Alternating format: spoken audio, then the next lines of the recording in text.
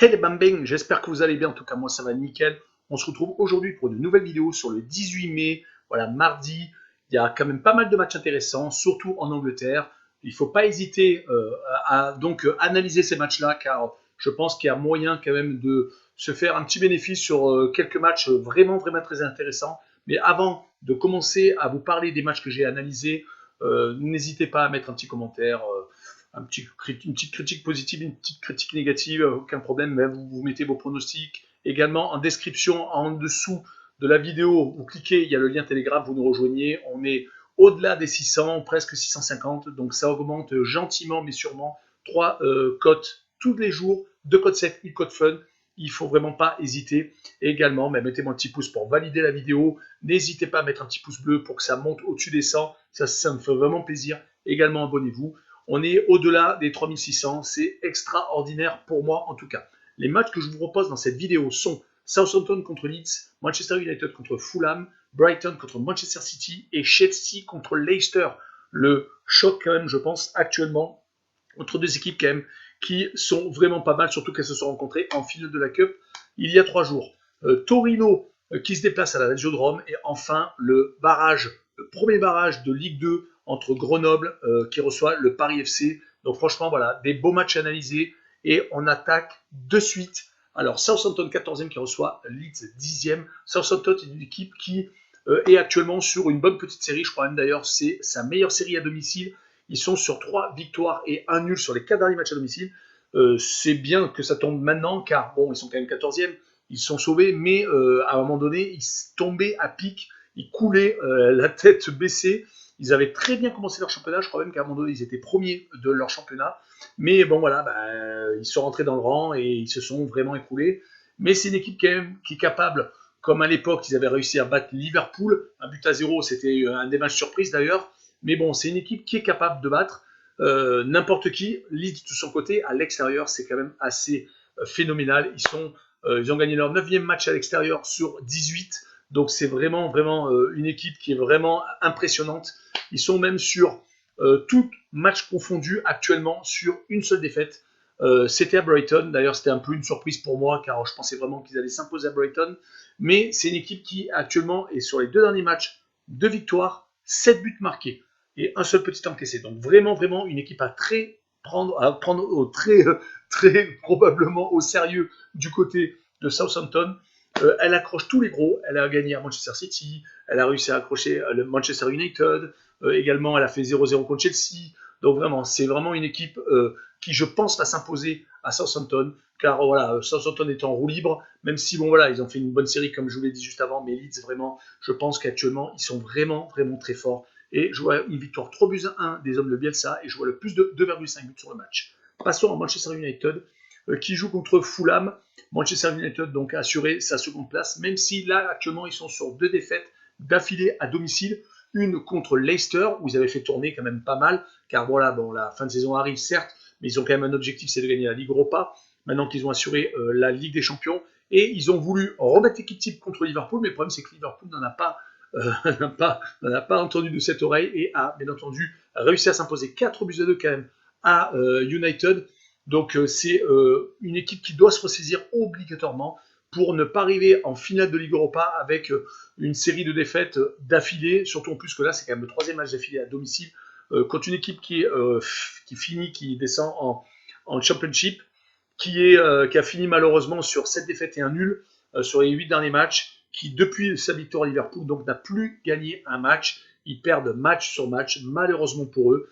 Pourtant, voilà, il y avait des joueurs qu'on connaît très bien, hein, Zambo Anguissa, Lemina, entre autres. Mais bon, voilà, ça n'a pas suffi malheureusement. Et je vois Manchester United gagner 2 buts à 0. Et je vois Manchester United marquer plus de 1,5 buts sur le match. Passons au match suivant, Brighton, qui est 17e, qui reçoit Manchester City premier. Donc Brighton, c'est bon, est sauvé. Là, actuellement, ils sont sur 4 matchs sans défaite à domicile, ce qui est vraiment pas mal. Ils ont réussi, donc, comme je vous l'ai dit, à battre Leeds. Franchement, pour moi, je le répète encore, c'était une surprise. Mais voilà, ce qui est intéressant pour Brighton, c'est que c'est une équipe qui est capable d'accrocher les gros. Donc, ils ont fait un partout contre West Ham là dernièrement. Ils ont battu Leeds 2-0. Ils avaient réussi un peu plus tôt dans la saison à battre Tottenham quand même. 1 but à 0 aussi. Ils ont réussi à faire 0-0 à Everton. Ils avaient réussi également à faire 0-0 contre Chelsea. Donc, c'est une équipe qui peut très bien accrocher City, Mais bon, le problème, c'est que voilà, on parle du finaliste de la Champions League. Voilà, ils sont sur 4 victoires consécutives à l'extérieur actuellement. Ils ont coupé leur série à l'extérieur qui était extraordinaire. Sur les 23 ou 24 derniers matchs, ils avaient quasiment gagné tous leurs matchs. Ils avaient fait un nul. Ils ont perdu contre Chelsea en demi-finale de la Cup. Voilà, on va dire, certes, ils avaient fait un peu tourner, mais bon, voilà, en tout cas, ils ont perdu. Ça leur a coupé la série, mais bon, depuis, ils sont repartis. Hein. Comme de l'an 40, c'est une équipe qui a fait quand même pas mal de turnover aussi, un peu comme Manchester United. Hein, c'est normal, la saison est grande, il y a un effectif qui est énorme.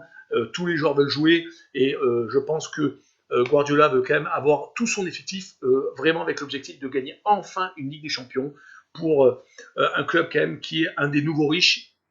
Voilà, donc sur ce match-là, moi je vois Manchester City gagner 3-1 et je vois le plus de 2,5 buts sur le match. Finissons avec l'Angleterre et Chelsea 4e qui reçoit Leicester 3e. Posons le contexte. Chelsea et Leicester ont, on va dire, surtout pour Leicester, hein, qui a été sur le podium pendant très longtemps.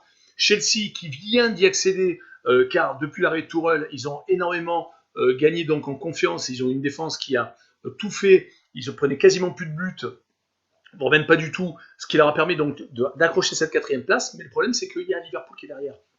Et Liverpool vient de gagner 2-1 lors d'un match épique à West Bromwich où son gardien Alisson, sur le dernier corner, le temps additionnel était fini, qui met une tête monumentale et qui permet à Liverpool d'espérer encore. Et comme par hasard, le calendrier propose à Chelsea-Leicester la revanche de 3 jours plus tôt, une finale de la Cup où Leicester s'est imposé 1-0 contre les Londoniens. Donc vraiment, je veux dire, on ne peut pas faire mieux au niveau suspense. Voilà, Liverpool attend le résultat de ce match-là. Ils ne peuvent être que gagnants et théoriquement, ils devraient, on va dire, au moins arriver à la hauteur de Leicester si c'est Chelsea qui gagne. Et peut-être au niveau du goal average, ça va se jouer à pas grand-chose. En tout cas, voilà, ce match-là est très important. Chelsea contre Leicester. Chelsea est actuellement un petit peu en train de craquer pour moi, hein, car voilà, cette défaite contre Leicester. Juste avant, défaite contre Arsenal. Ça fait 2 défaites consécutives. Ce n'était jamais arrivé sous Tourelle. Voilà, c'est une équipe qui, je ne sais pas, peut-être est en train de se dire on a réussi quelque chose d'énorme. On est arrivé en finale de la Ligue des Champions. Est-ce que on se dit pas que la marche est trop haute car City, je ne sais pas, peut-être qu'ils commencent à penser à City un peu trop. Ils devraient peut-être un peu penser d'abord à sauver leur place en Ligue des Champions car s'ils perdent en finale des Champions, ils ne seront pas, surtout s'ils finissent 5e, ils ne seront pas en Ligue des Champions. Je pense que ça, il faut qu'ils quand même l'impriment. C'est quand même 18 clean sheets hein, depuis l'arrivée de Tourelle, donc en 25, entre 25 et 30 matchs, donc c'est quand même assez énorme. Leicester de son côté, ils ont perdu contre Newcastle 4-2 chez eux. On s'est dit, wow, qu'est-ce qu'ils font Ils ont également fait un match contre Southampton, mais sur les 7 derniers matchs, donc c'est 5 victoires, 1 nul, 1 défaite. Et les 5 victoires, c'est contre Chelsea, c'est des victoires donc à Manchester United. Donc voilà, ils sont là quand il faut. Je pense que ça peut peut-être le faire pour Leicester, mais bon, voilà, Chelsea a fait tout ça. Je les vois mal craquer au dernier moment. Encore, voilà, là, ils ont perdu 2 fois d'affilée. 2 fois 1-0, certes, contre Arsenal, c'était une erreur de son gardien, mais moi, je ne les vois pas encore perdre contre Leicester. Je ne les vois pas abonder si près du but. Et s'ils veulent arriver pour la finale de la Champions League avec le meilleur des mentales, ils sont obligés de s'imposer contre Leicester. Et je vois Leicester quand même marquer un petit but. Je vois Leicester donc perdre malheureusement pour eux à Chelsea 2-1 et je vois le moins de 3,5 buts sur le match car je ne pense pas qu'il devrait y avoir non plus des tonnes de buts. Passons à l'Italie et la Lazio de Rome 7e qui reçoit le Torino 17e. La Lazio de Rome est une équipe impressionnante à domicile. 12 victoires consécutives, toutes compétitions confondues. Donc j'enlève bien entendu la Ligue des Champions car voilà, il y avait quand même le Bayern en face. Mais c'est une équipe qui est assez extraordinaire à domicile. Certes, elle a malheureusement pêché un peu à l'extérieur sur les 3 derniers matchs en particulier, dont la défaite contre l'AS Roma. Voilà, je pense que l'autre équipe de Rome les a empêchés d'être en Ligue des Champions, malheureusement pour eux, car ils avaient quand même fait une très bonne saison. C'est une équipe qui reçoit le Torino, qui vient de se prendre 7-0 contre le Milan, qui vient de prendre 4-1 à la Spezia, qui est malheureusement, après un très bon passage où ils ont fait beaucoup de nuls et quelques victoires, où ils ont perdu très peu de matchs, je sais pas, ils sont peut-être en train de craquer totalement, mais bon, il faut quand même que Torino garde en tête que c'est pas fini. Ils ont une victoire par contre sur les 6 derniers matchs, donc voilà, c'est malheureusement voilà Ils ont un meilleur goal average, donc théoriquement, ça devrait suffire quand même pour sauver. Mais je vois quand même une victoire de la Lazio, 3 buts à 1. Et je vois le Torino marquer le petit but à l'extérieur, donc le 0, plus de 0,5 but à l'extérieur pour le Torino. Finissons avec la France, la Ligue 2 et le pré-barrage numéro 1, donc Grenoble qui reçoit le Paris FC. Donc le vainqueur jouera contre Toulouse, sans doute se déplacera à Toulouse d'ailleurs. Grenoble est une équipe qui a été très bonne à domicile à une époque, mais qui a malheureusement, sur la fin, je ne sais pas, ils ont calé, c'est super bizarre. Ils étaient vraiment partis pour peut-être accéder directement à la Ligue 1. Ils ont fait énormément de matchs nuls, je crois 4 matchs nuls consécutifs. Après, ils ont réussi à gagner, on s'est dit ça y est, c'est reparti, et malheureusement, ils ont perdu le match au sommet contre Clermont, qui s'est imposé à Grenoble. Et ben voilà, ils se retrouvent donc en pré-barrage. Certes, ils ont l'avantage du terrain, on ne dit pas le contraire. Ils viennent de battre Rodez lors des matchs à domicile, 1 but à 0. Mais voilà, c'est une équipe qui malheureusement peut perdre. Et là, ils jouent contre le Paris FC qui, sur les 7 derniers matchs à l'extérieur, est sur 2 victoires et 5 nuls. Donc, certes, c'est beaucoup de nuls. D'ailleurs, sur les 3 derniers matchs qu'ils ont fait à l'extérieur, c'est 3 matchs nuls. Mais sur ce match-là, je vois encore un match nul. Je vois un but partout. Et je pense que ça va se terminer sans doute au tir au but, voire peut-être en prolongation. Mais bon, voilà. Moi, en tout cas, sur les 90 minutes, je vois le 1 but partout et je vois les 2 équipes marquées. Voilà, on a fini avec cette vidéo du 18 mai. Je vous remercie de l'avoir regardé. N'hésitez pas à un petit pouce, surtout pour référencer la vidéo. Et j'aimerais bien que ça dépasse les 100. Ça serait magnifique. Et également un commentaire, un pronostic, comme vous le sentez. Rejoignez-nous sur Telegram ou cliquez sur le lien qui se trouve en description. Et surtout, abonnez-vous. Ciao les bambins!